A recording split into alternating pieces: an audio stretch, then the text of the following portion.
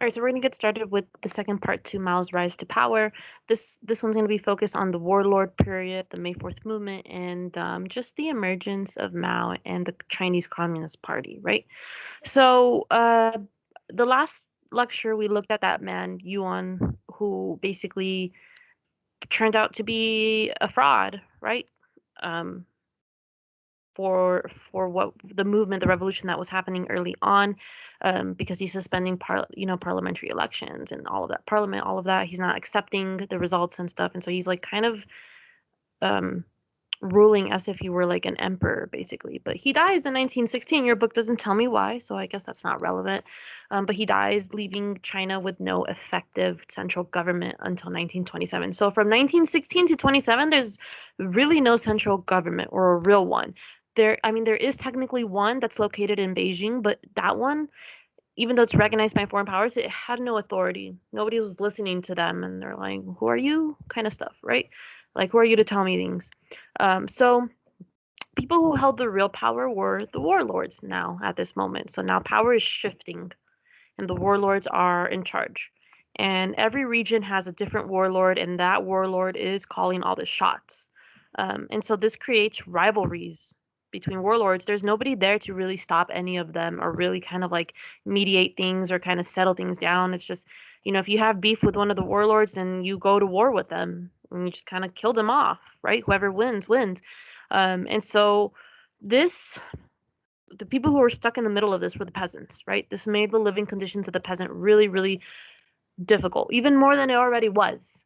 And so the warlords need to pay for their, wars against other warlords and for the regions that they want to take over. And so high taxes are placed on, people, and the armies would come in and loot the farms, loot the towns, everything, take everything that they needed, food, steal from them, steal their lands, all of that.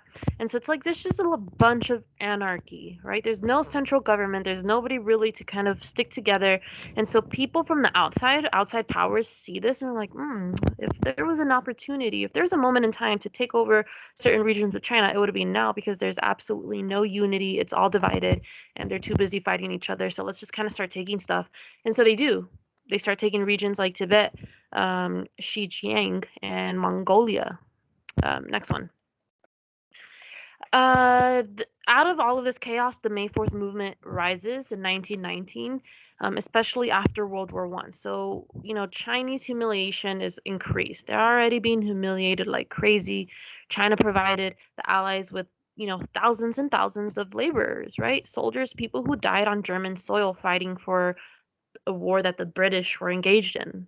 Um, and so about 20,000 of them died on European soil. They never came back home.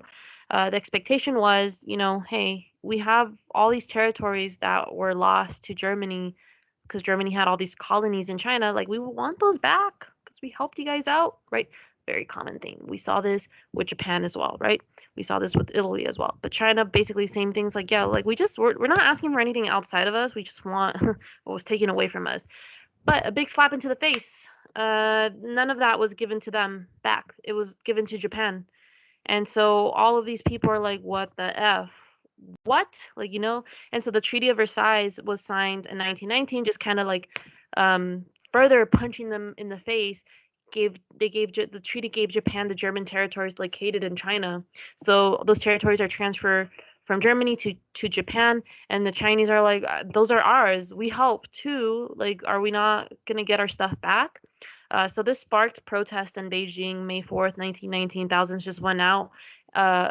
Students protesting this and the 21 demands. Chinese citizens felt betrayed by Western powers and were mad over Japanese expansion in their territories.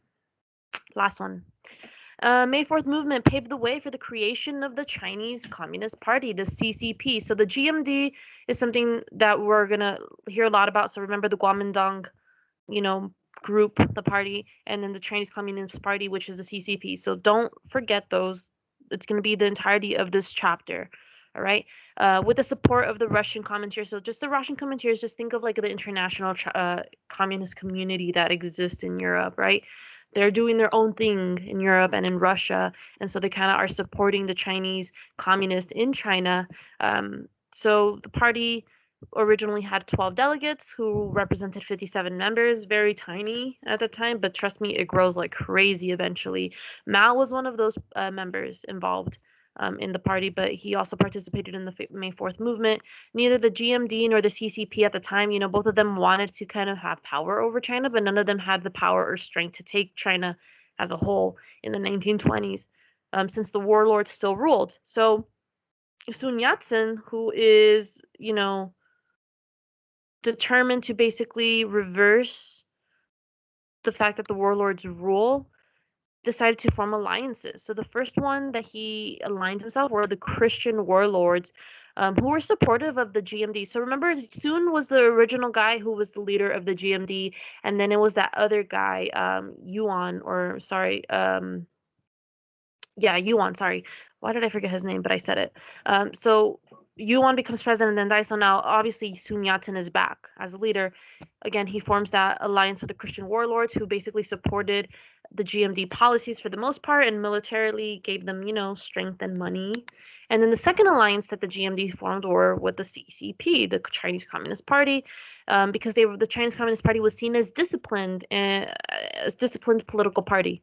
Their members and there were members of the GMD who kind of like were like, oh, you know what, like we're kind of cool with the communists. Like we don't mind if they join us. They supported some of the communist ideals and ideologies that were being put in place. So that alliance is formed. This merger between these both parties would basically broaden the support of the GMD, and it just kind of grows. But eventually, the Chinese Communist Party also grows. So we'll see that in the next few lectures. But that's all we have for today. Have a good day.